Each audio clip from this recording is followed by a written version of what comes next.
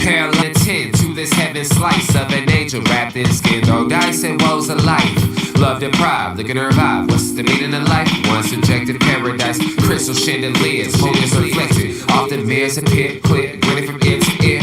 Craving and raving in grain, rekindling the flame. Closer she draws near. Stay there, remove your underwear, shove it somewhere over there. In paradise, we know our purpose. In paradise, we know what our worth is. In paradise, we manifest dreams. In paradise, truth is what you can see. Boom. Yes, it is. The truth is what you can see. Hello, everybody, and welcome to this edition of the Unpopular Hour. Of course, I'm your host, Matt Clark. Happy New Year to everyone. Happy 2024. Hope this year is full of blessings and rewards and accolades and all the things that need to come blessings your way. So I want to say that right off the bat. I want to thank everybody for helping us have a successful 2023 season. Looking forward to 2024. I think it's going to be fantastic. Cannot wait. In fact, we will be now starting next Monday, we'll be on a podcast. I'm going to give you all the information so that way we'll be a podcast and we'll be live on Facebook and on YouTube. And remember, on YouTube, if you guys want to support us, you go to YouTube, you search The Unpopular Hour with Matt Clark. Subscribe, like, and hit notification, please. And that will help us grow in our endeavors to become more of a brand and supporting me. And I would appreciate that if you can. Like I said, search The Unpopular Hour dash Matt Clark in YouTube. And then also tonight we'll be doing our first show of the new year tonight against the Celtics. The Thunder play the Celtics tonight. So, and you can actually please go to that and subscribe. Hit notifications, like, and subscribe to After the Storm OKC Thunder. So if you'll do those for me, I'd appreciate it. And then, of course, if you have any questions, anything that questions you'd like to ask us, please, by all means, go ahead and Skype us at 405-551-8300, and that will pop up because I really don't see my messages when you ask me questions on Facebook. And like I said, I don't see that at all. But if you do the Skype, it will pop up, and I will see that you have asked me a question. That being said, I hope everybody's having a fantastic year or had a fantastic Fourth. Mine was New Year's Eve. Mine was fantastic. Enjoyed myself thoroughly. Now, rested all day yesterday, and so now I'm, of course, ready to go for the new year. Now, the Thunder, of course, took care of business on New Year's Eve against, I'm not really that big of a New Year's Eve person. Games, I've gone to a couple, but it's just not really my thing. But a lot of people do go to the games. It's just not what I do. But the Thunder took care of the Nets on New Year's Eve here in Oklahoma City, improving to 22-9. Of course, the Thunder won 124-108.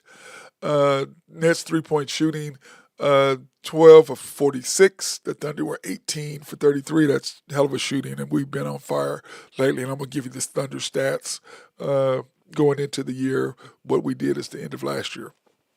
38% field goal percentage for them, and they shot 60 the first quarter. So that shows you what we did to them defensively. And like I said, the keys to this year was simply is that the Thunder needed to get better in the draft. We needed to improve. Coming into the year, the Thunder needed to improve our three-point shooting. Check. The Thunder needed to improve our perimeter defense. Check. And the Thunder needed to improve an inside presence. That has not checked off the list. But the other 2 out of 3 is not bad. And considering they did those, which allowed us to be 22-9, which is what I said that we needed to do to be more of a successful team, these are the things that needed to happen for the Thunder to do what they needed to do. 54.2% field goal percentage for us, 47 rebounds they had 47, we had 46. The pips, which is shocking, 48-44 on us, points in the paint, And then this was the most shocking and glaring. They only had 7 turnovers, and we beat them that bad. I mean, think about that for a minute. We had 15 turnovers, one of our worst turnover seed games of the year, and we still beat them the way we did, and they only had 7, and we lead the NBA in turnovers. And I'm going to give you all those stats here in just a second. And then, of course, bench scoring, they outscored us 37-27. So the Thunder overall have been just on fire, and then when our next 10 games are coming up. But we are 9 out of our last 11 games, we have won. Okay, 9 out of the last 11. And SGA, our MVP candidate, he's had 38, 30, 43, 25, 30, 31, 34, 34, 36, 40, and 24 in those 9 of 11 games that we've won. Think about that for a minute. 38, 30, 43, 25, 30, 31, 34, 34, 36, 40, and 24. And, of course, he didn't play in a couple of those games. The one he had 30, he didn't play the whole fourth quarter. So there's been several games he hadn't played that. So when you look at the next 6 games or next 10 games, because we're doing it in 10-game stretches, and remember, after 20 games, we were 22, 21, and 9 after 30 games, after 20 games. And then after 40 games, which is where we are now coming up to, what I said that Thunder need to be with 20, 28, and 12 would be fantastic. 29-11 would be a magnificent. 30-10 would be awesome. But I said if we're 28-12, we are right on track to be kind of where I thought we should be after the first 40 games. But anyway, we have the Celtics tonight, 7 p.m. at Bali. 7 p.m. You can watch it on Bali. I'll be glad when we get on NBA TNT, and we will be once a month now for the next for January, February, and March. We will be on national TV, and we have the Clippers in at the end of this last game road trip. Anyway, we go to the Hawks tomorrow night on back-to-back, which is that's going to be a tough game. The Hawks are playing pretty good lately. The Nets turn around and we play them 2 nights later. So they will play them on Friday night in excuse me, in New Jersey. Then we go travel to Washington for the Wizards. Turn around, have the Heat at the Heat. Which is always tough for us to go to Miami. I don't know if we have a lot of fun down there or what, but you can have a good time in Miami. Then, of course, we have the Blazers at home on a back-to-back on the 10th, which is on Thursday. And then the Magic 2 nights later, which is going to be a tougher game than what it should be, but the Magic are playing pretty good right now. And then at the Lakers and at the Clippers. Now, if we can go 8 out of the next 12, 8 out of the next 10, 9 out of the next 10. That would be fantastic. 8 out of the next 9. That would make us 8-10. So the Celtics, it's going to be a tough way to win, but we can get that. The Hawks, we'd have to play really well. At the Nets, we already know we can beat them. We're just better than they are. We're better than the Wizards. The Heat is always a tough match there. So after the first 5, I think we should be 4-1, 3-2 at the absolute worst, but should be 4-1. Then you go into that second 5, which is a stretch. At the Heat, 50-50 game. The Blazers, we should win. The Magic is another 50-50 game, and then 50-50 at the Lakers and 50-50 at the Clippers. So let me see. We have 1, 2, 3, 4, 5 out of our next 9. 6 out of our next 9 are 50-50 games. So, if we can do 4-2, 5-1 in those 50-50 games, I think the Thunder will be sitting right about where I thought we should be. So I'm excited about what they're doing right now. And then when you look at our overall Thunder stats, and what I mean is by what we've been doing as a team, because we've been playing really well as a group overall. And when you look at our shooting percentage as a team, this is where it lines up. SGA 54%. Once again, he's getting ready to do something that only 3 people have ever done. That's average 30 and shoot 50%. And his field goal percentage has gone up. So he's 31 points a game, 54-point field goal percentage. And then he's gone up. His 3-point shooting percentage has actually gone up, if you can believe that, which at 31 is just terrible.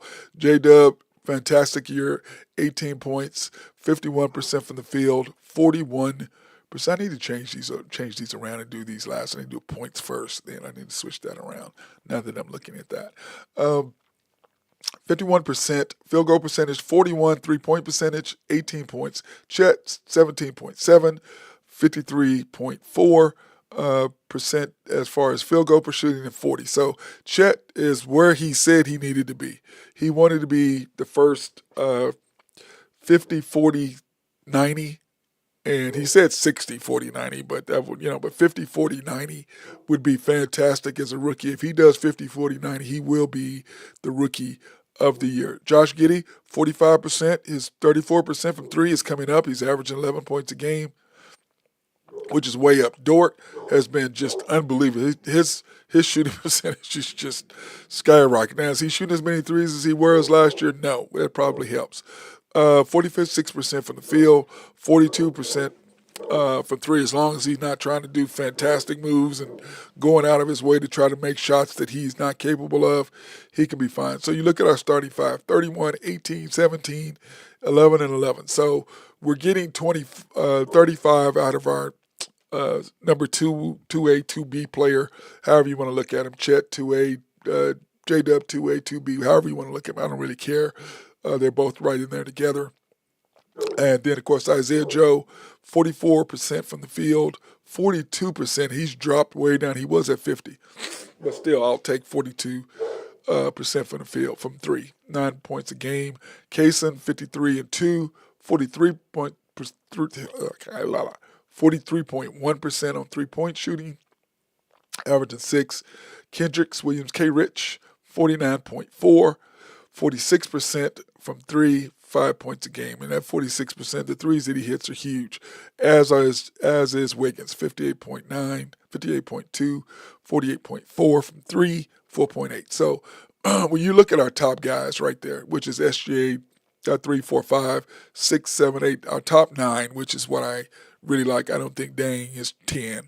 I think Jay Will should be 10. Jay Will is 10, even though his shooting percentages have gone way, way, way down. I just don't think he feels comfortable enough in that role. But I will say this. The thing with the Thunder, when they're playing, our coach knows what our lineup is. And when you have SGA, Wiggins, Kaysen, Joe, and Chet or Jay Will in there as that 5, we stop whatever issues that the other team are doing.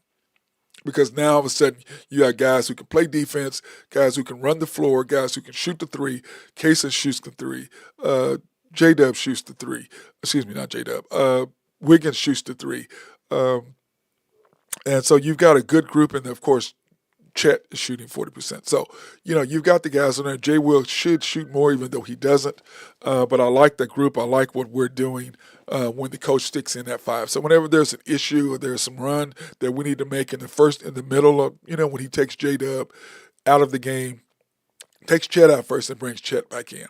But when you've got that 5, which is SGA, Kaysen, Wiggins, Joe, and Jay Will, and then when Chet comes in, that group right there just shuts down the other team. And that's usually when we make our run somewhere in the first quarter, in the third quarter, with about 6 minutes to go to about 3 minutes, 2 minutes. That 4-minute stretch right there, the Thunder make a run every single time with that group that he has. And then in the second quarter, that's part of our issues, is that's one of the things that we are getting better at.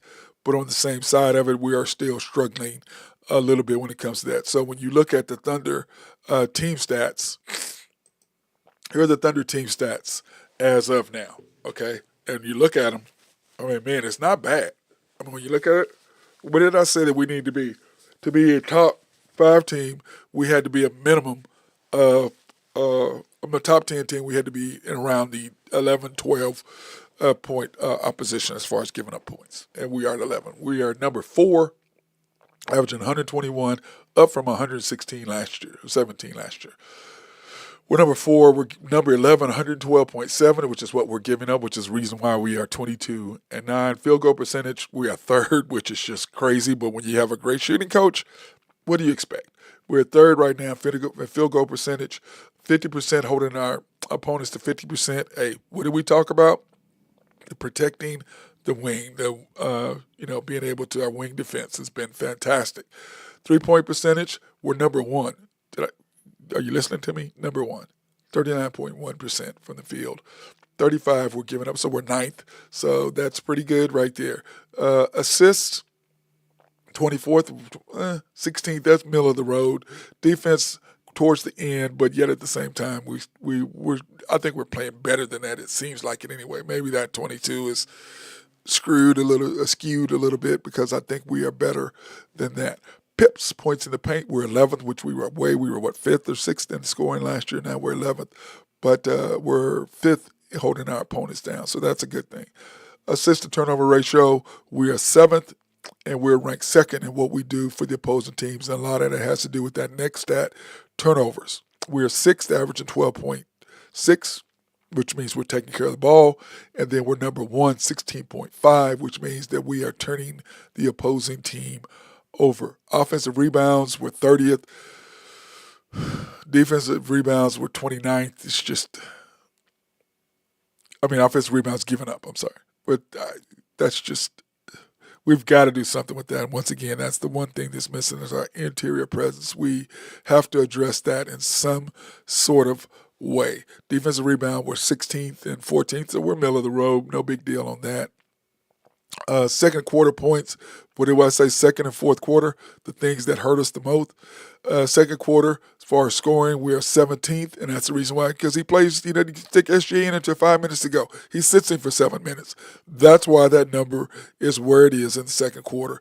And then he sits him to about the 7-minute mark of the fourth quarter, which is why that number. So if he would just move SGA up and average 2 more minutes a game, put him in with 7 minutes to go in the second quarter and 7 minutes to go in the fourth quarter, you would see that number jump. And then you look at it defensively, we are 8th in second quarter, and that's simply because when he brings the guys in, that lockdown group that I told you, SGA, Kaysen, Wiggins, Joe, and Jay Will, or Chet, that group in there, or K-Rich, even with K-Rich in there, that's a good 5, however you want to look at that. That's just lockdown 7. And then in the fourth quarter, 29.6, 5 points per game, which is 6th in the league, and then opposing opponents giving up 19, and that's the reason, because we start off slow. That's what that is. So when you look at our overall numbers, man, it's pretty good. 4th, 3rd, 1st, 16th, 11th, 7th, 6th, 30th is just terrible. 16th, 17th, and 6th. So for the most part, we're in the top 10 in points. We're in the top 10 in field goal percentage. We're in the top 10 3-point percentage. We're in the top 10 assist to turnover ratio. We're in the top 10 as far as turnovers. We're in the top 10 as far as fourth quarter scoring. So that being said, that's pretty good. Now, where we've got to get better, clearly, is the defensive rebound. And the keys to the game tonight against the Celtics, of course, here's we playing. We play the Celtics. They're 26-6. The Thunder are 22-9. The Thunder are plus 3.5, not minus. They're plus. Okay? They're plus. In fact, I think that was wrong. I think that came out wrong. I think that should be the Thunder are plus. Are they minus 3? Let me look at that again, guys. I don't know if that was correct. I know I pulled it up, but let me see. I think I had that right. I know I was going in a hurry. I was in a hurry to try to get that scoring today. And I think it's oh man, I know it's something like that. Let me see, what is it?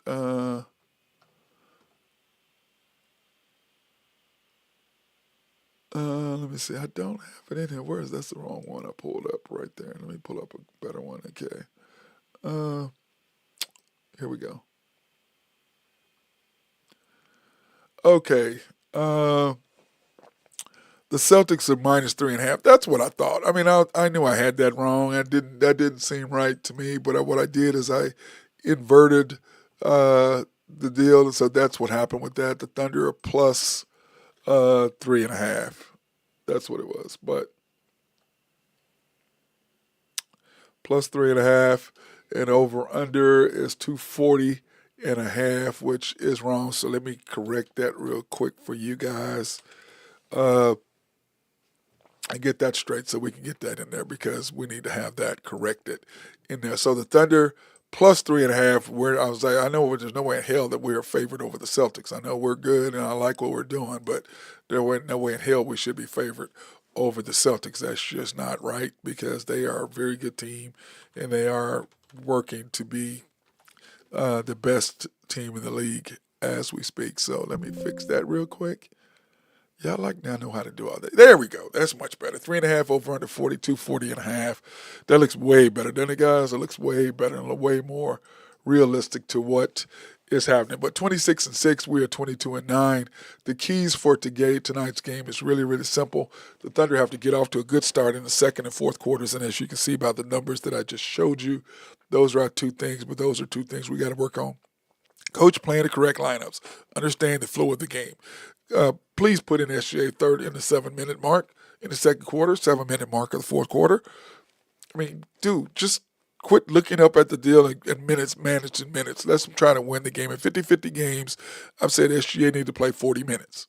But all our starters tonight need to play a minimum of 30 minutes.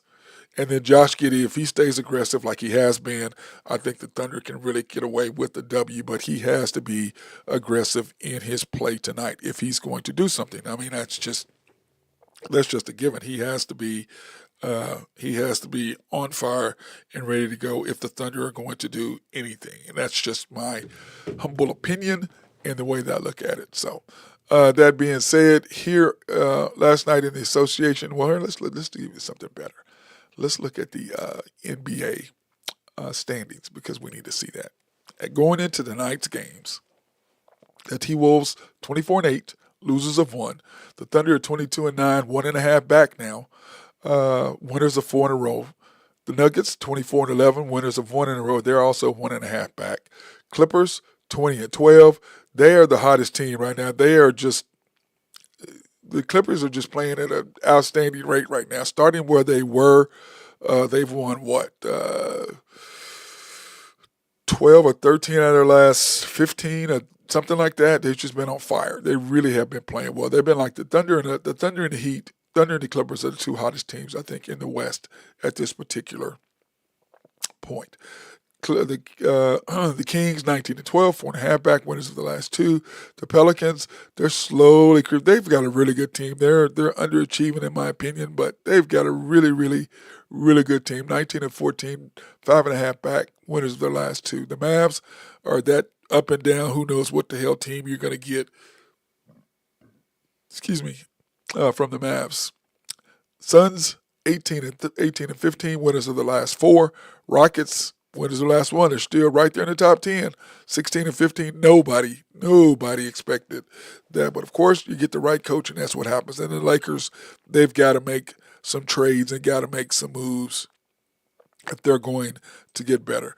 Now, here are the scores from yesterday. The T-Wolves, the Knicks beat the T-Wolves, which gave them but of course they were at Madison Square Garden.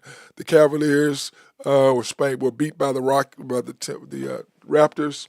Okay, after the Raptors trade, Rockets, just Pistons, whatever. I don't even know what to talk about them. The Bucks are slowly sliding down a little bit. I still think they're one of the top 2 teams or 3 teams in the East. The Pacers are making a bid, kicking their butt in Milwaukee again, and I thought that Milwaukee would make a better showing after what Tyrese Maxey did to Dame Lillard last time. Doing at the end of the game, doing Dame time by touching his wrist. Nuggets took care of the Hornets. What a shock. Jazz over the Mavericks. That was a shock to get beat by 37. 37. Wow. The Mavs just clearly did not show up and were not ready to play. The Suns took care of the Blazers, and I'm going to tell you this right now. The Suns are a scary, scary team. Now they got Bradley Beal back. They seem to be healthy. Those 3 guys are starting to play together. They are the scariest team to me. If all 3 of those guys are healthy, that's going to be something to, man. And then, of course, the Clippers just spanked the Heat. Jimmy Butler coming back, he's still hurt, so we shall see how that works. Now, the question is, what can the Thunder do to get better? Okay? Should the Thunder make a trade or should the Thunder not make a trade? That's the question. Now, here's the rumor that's circulating like crazy, which I wish my guy Nathan Taylor was on, and we'll talk about this tonight on After the Storm, after the Celtics game. The trade for Larry Marketing for the Utah Jazz. Now, does this make sense for the Thunder? I like the idea because then you'd have your starting five would be SGA, Dort, J Dub, Chet, and Lowry. Now, this is what I don't like. I don't like giving up Case and Wallace. Now, the picks, I don't really care about that much because we've got so many of them. That doesn't bother me as much. And the reason why it makes it good for Utah is because now I will say this: Davis Bertans will play for Utah a lot more than he plays for us. There's no question, but that would make them a better team, I believe. It would up them, especially with Kaysen. But they've got guards, which I don't know why we'd give up our best upcoming rookie. I'm like, we're giving you 4 picks, but that's kind of the same thing that we did in the when we got SGA. They wanted the up and coming star. We did. They did not want to give up SGA, but we took SGA and all the picks, and look what we turned that into. So I'm not sure about giving up Case, and I'd give up Jang in a minute. He's going to be a good player maybe at some point down the road, but he's still working on it. Davis Bertans would make them a lot better because of shooting. I would not give up Kaysen. I wouldn't.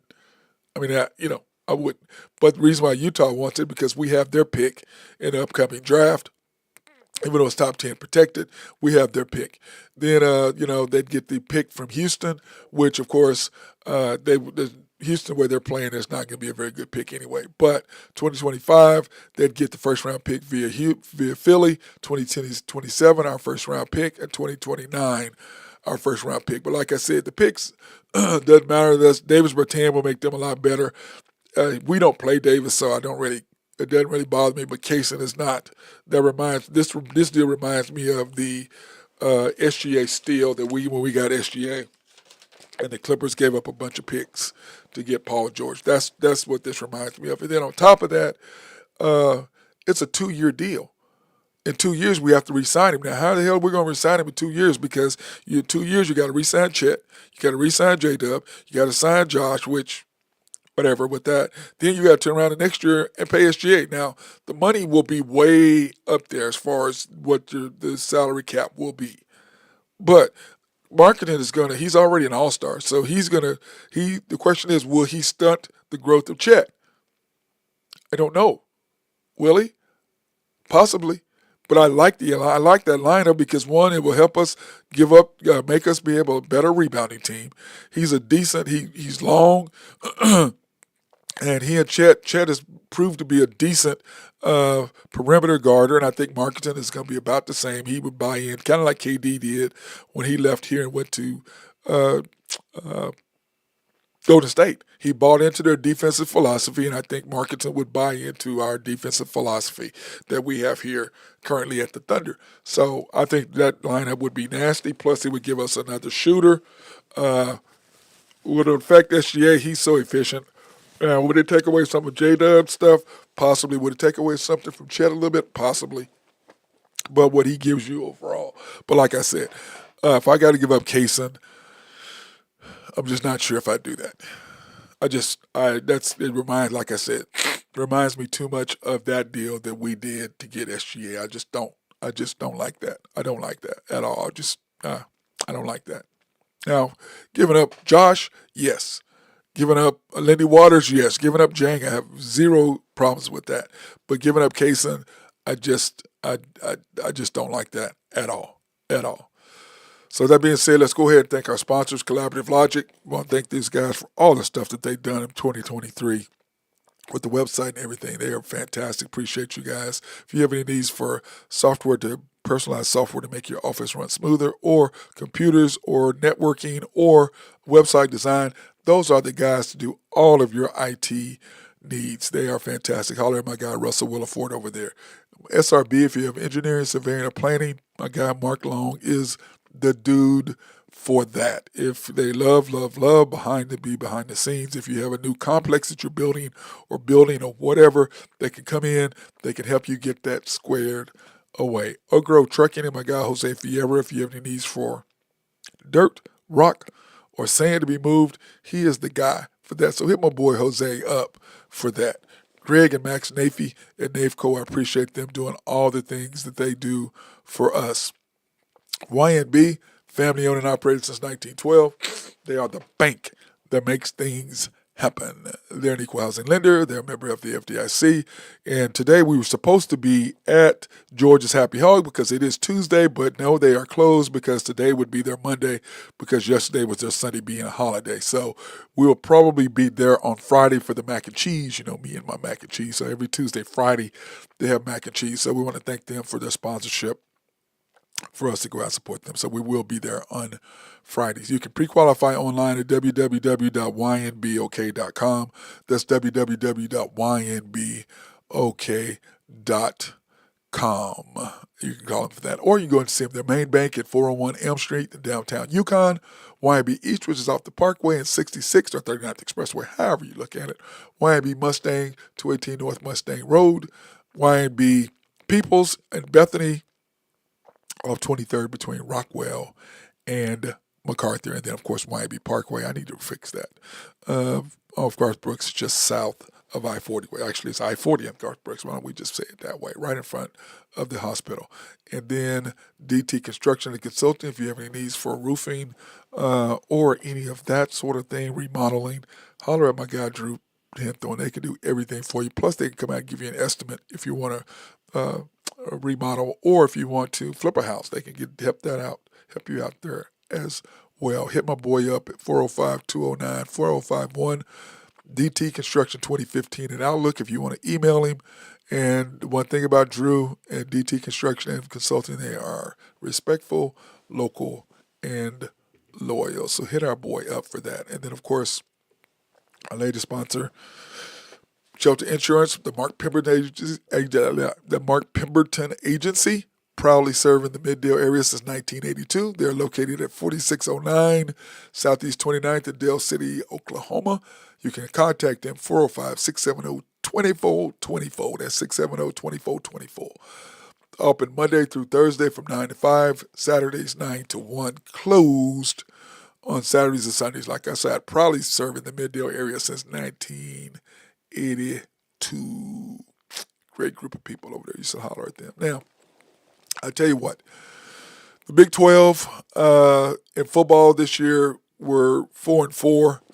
I thought we would do better, but of course Texas and OU are leaving, going to the Big 12 and going to the SEC, and because of that, that really hurt the Big 12 scoring, because without those two, the Big 12 were 4-2 because UCF lost. Then Kansas turned around and beat UNLV in the Guaranteed Rate Bowl. The Mayo Bowl, the Duke's Mayo Bowl, West Virginia took care of business over North Carolina. Oklahoma State took care of business in the Texas Bowl, 31-23. Kansas State took care of NC State in a Pop-Tarts Bowl. What if they gave away Pop-Tarts? I know the winner got to eat that Pop-Tart. I wonder how good it was. Valero Alamo Bowl, of course, OU lost to Arizona, and of course Jackson Arnold's going to be a beast. He's going to be a good player. Iowa State loses to Memphis at home, basically in the Liberty Bowl. That's in Memphis. I mean, it's where they play. So how fair really is that?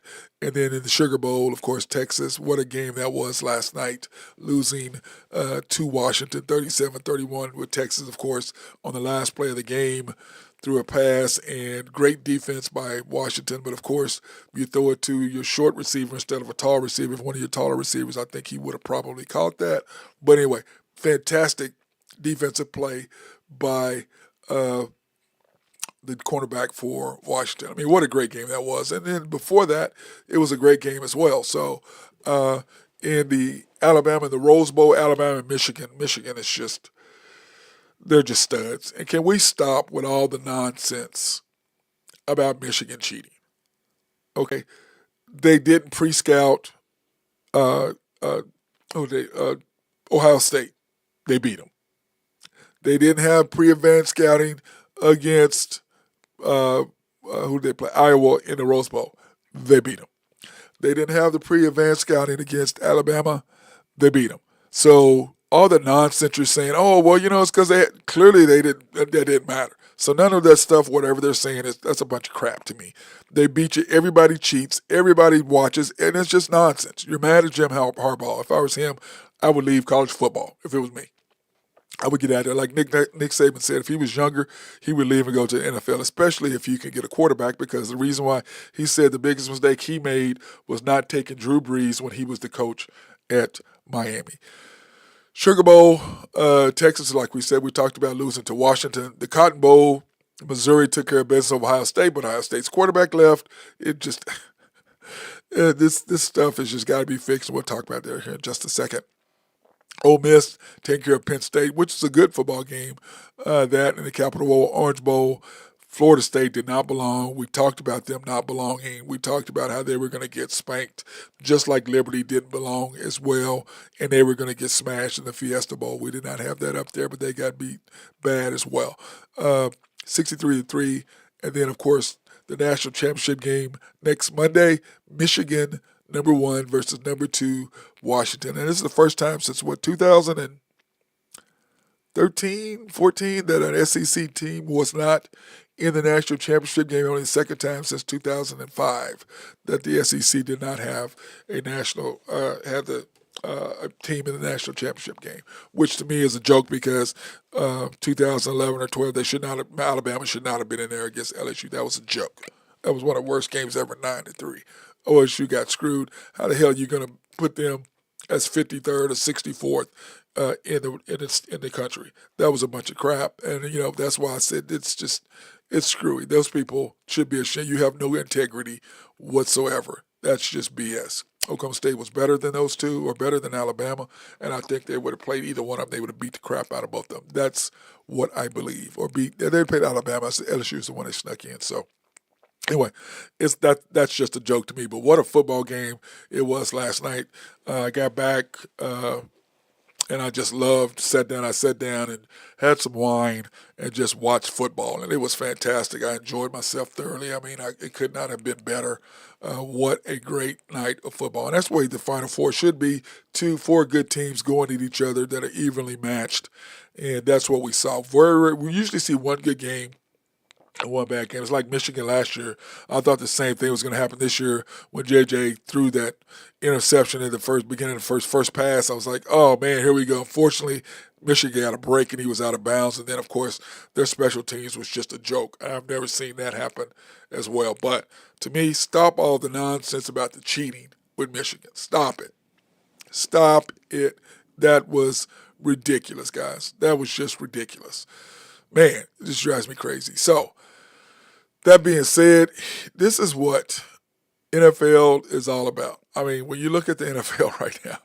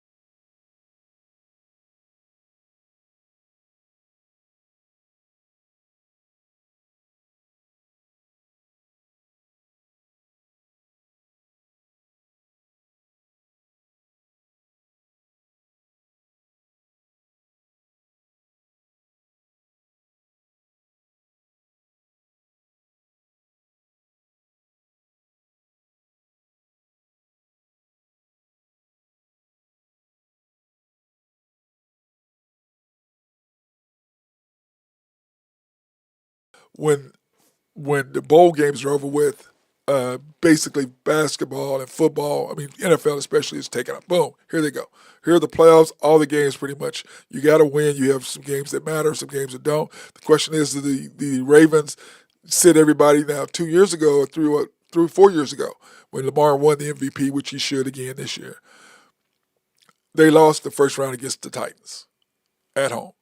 So do they have almost the exact same scenario? Do you sit your players in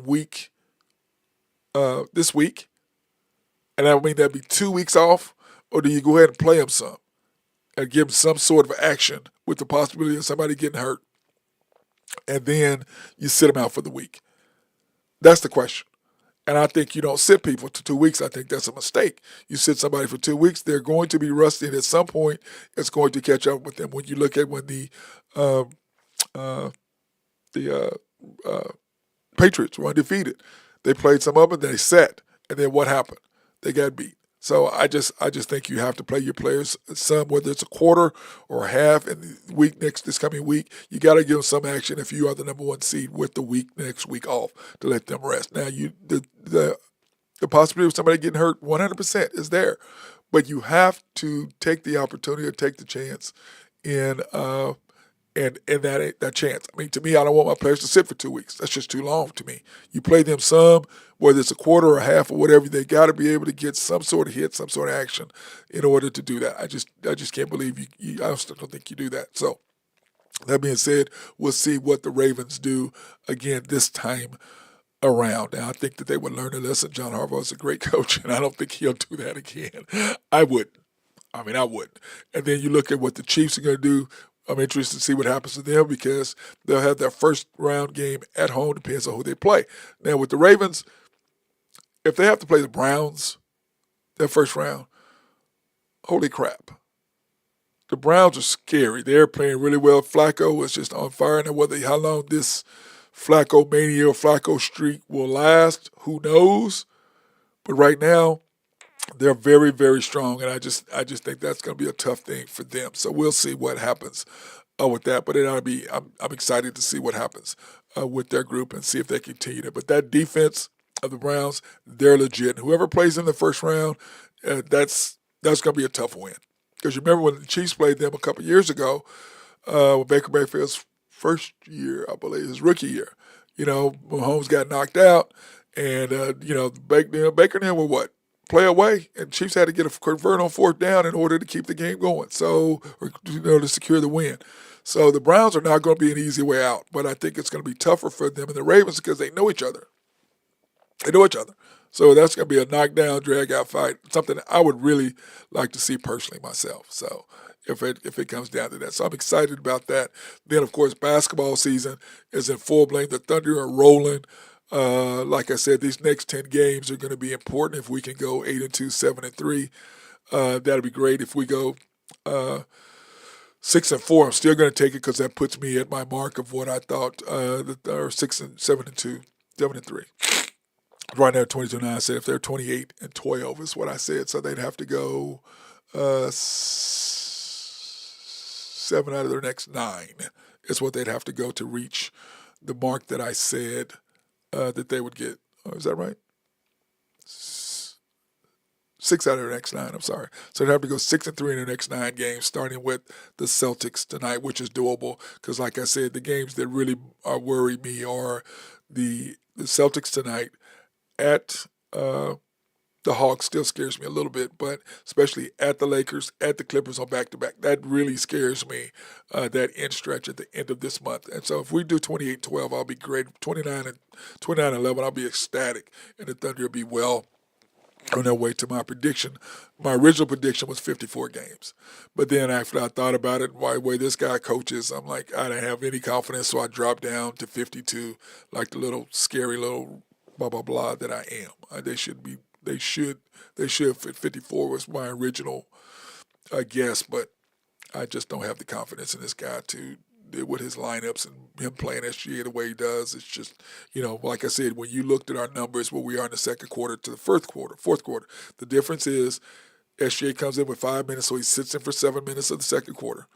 And he leads I think he's first or second in the league in most 10-point quarters in the first quarter. And then you sit him for 7 minutes. Then he plays the whole third quarter, and then you sit him for 5 minutes. So to me, sit him for 5 minutes, put him in 7 minutes the second quarter, and 7 minutes or 8 minutes of the third quarter or fourth quarter. Against 50-50 games, he should be in 7 or 8 minutes minimum of 50-50 games, regardless of what the score says up there, which is what our coach goes by. Oh, we're up 12, we're up. Dude, forget all that. Go by, put him in and let him keep going. And because that in the NBA 18-point lead ain't nothing. And you've seen many times with his just the way that he does and the way that he keeps his minutes manager, which is what people call him. They call him the minutes manager. He manages the minutes like a stupid G League team. And that's what he does.